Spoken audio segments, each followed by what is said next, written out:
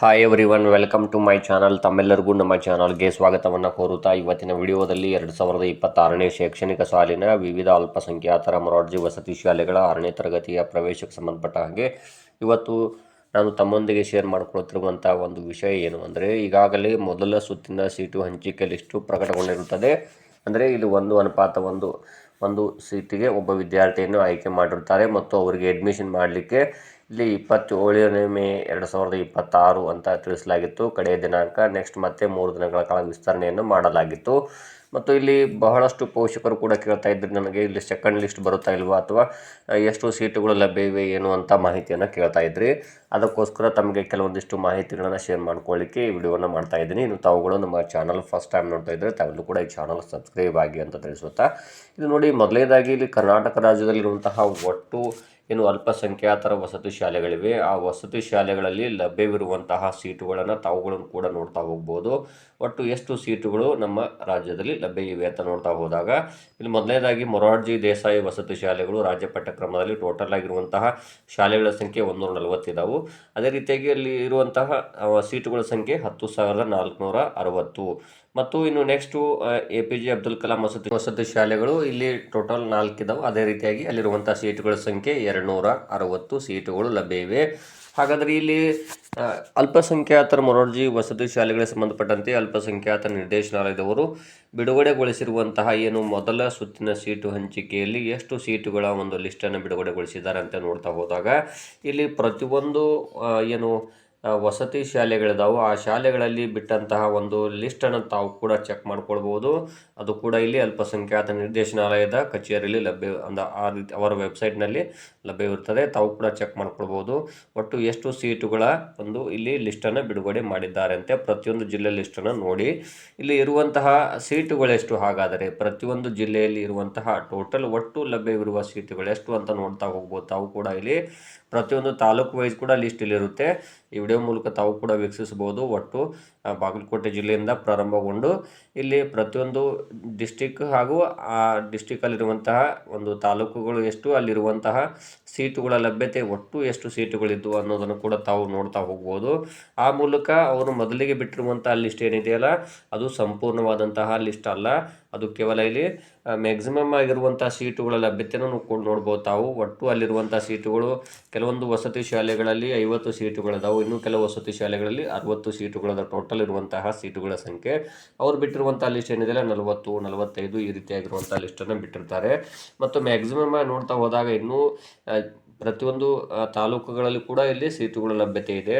ಅಷ್ಟೇ ಅಲ್ಲದೆ ಇಲ್ಲಿ ಆಯ್ಕೆ ಪ್ರಕ್ರಿಯೆ ಇದೆಯಲ್ಲ ಅದು ಸ್ವಂತ ತಾಲೂಕಿನ ಜೊತೆಗೆ ಇಲ್ಲಿ ಔಟ್ ಆಫ್ ತಾಲೂಕಿಗೆ ಕೂಡ ತಮಗೆ ಆಯ್ಕೆಯ ಪ್ರಕ್ರಿಯೆ ನಡೆಯುತ್ತದೆ. ಅದನ್ನು ತಾವು ಗಮನಿಸಬೇಕು ಇಲ್ಲಿ, ಯಾಕಂದರೆ ಕೇವಲ ಒಂದೇ ತಾಲೂಕಿಗೆ ಅಷ್ಟೇ ಇರುವುದಿಲ್ಲ. ಇಲ್ಲಿ ವಿವಿಧ ಮೊರಾರ್ಜಿ ವಸತಿ ಶಾಲೆಗಳೇನಿದಾವೆ ಅಲ್ಲಿ ಹೇಗಿರುತ್ತೆ ಅಂದರೆ, ಇಲ್ಲಿ ಸ್ವಂತ ತಾಲೂಕಿನ ವಿದ್ಯಾರ್ಥಿಗಳಿಗೆ 75% ಮೀಸಲಾತಿ ಇರುತ್ತೆ, ಔಟ್ ಆಫ್ ತಾಲೂಕಿನ ವಿದ್ಯಾರ್ಥಿಗಳಿಗೆ 25% ಮೀಸಲಾತಿ ಇರುತ್ತದೆ. ಆದರೆ ಇಲ್ಲಿ ಹಾಗಲ್ಲ, ಒಂದು ತಾಲೂಕಿನ ವಸತಿ ಶಾಲೆಗಳಿಗೆ ಅದೇ ತಾಲೂಕಿನ ನಿವಾಸಿ ಆದಂತಹ ವಿದ್ಯಾರ್ಥಿಗಳಿಗೆ 60% ಸ್ಥಾನವನ್ನು ಮೀಸಲಾತಿ ಇರ್ತದೆ ಇಲ್ಲಿ. ಇನ್ನು ಉಳಿದಂತಹ ಒಂದು 40% ಏನಿರ್ತದಲ್ಲ ಅದು ಔಟ್ ಆಫ್ ತಾಲೂಕಿನ ವಿದ್ಯಾರ್ಥಿಗಳನ್ನು ಆಯ್ಕೆ ಮಾಡಲಾಗುತ್ತದೆ. ಉದಾಹರಣೆಗೆ 50 ಸಂಖ್ಯೆಯ ವಸತಿ ಶಾಲೆ ಇತ್ತಂದರೆ ಅದು 30 ಸ್ಥಾನಗಳನ್ನು ಸ್ವಂತ ತಾಲೂಕಿನ ವಿದ್ಯಾರ್ಥಿಗಳಿಗೆ ನೀಡಲಾಗುತ್ತದೆ. ಇನ್ನುಳಿದ 20 ಸ್ಥಾನಗಳನ್ನು ಔಟ್ ಆಫ್ ತಾಲೂಕಿನ ವಿದ್ಯಾರ್ಥಿಗಳಿಗೆ ನೀಡಲಾಗುತ್ತದೆ. ಹಾಗಾಗಿ ಇಲ್ಲಿ ಬಹಳಷ್ಟು ವಿದ್ಯಾರ್ಥಿಗಳು ಅಡ್ಮಿಷನ್ ಮಾಡಿಲ್ಲ ಎನ್ನುವಂತಹ ಮಾಹಿತಿ ಲಭ್ಯವಾಗಿದೆ. ಯಾಕಂದರೆ ಇಲ್ಲಿ ಅವರಿಗೆ ಕೊಟ್ಟಿರುವಂಥ ದಿನಾಂಕ ಮುಕ್ತಾಯವಾಗಿದೆ. ಬಹಳ ಪೋಷಕರು ಈ ಶಾಲೆಗಳಿಗೆ ಇಲ್ಲಿ ಅಡ್ಮಿಷನ್ ಮಾಡಿಲ್ಲ ಎನ್ನುವಂತಹ ಮಾಹಿತಿ ಇದೆ.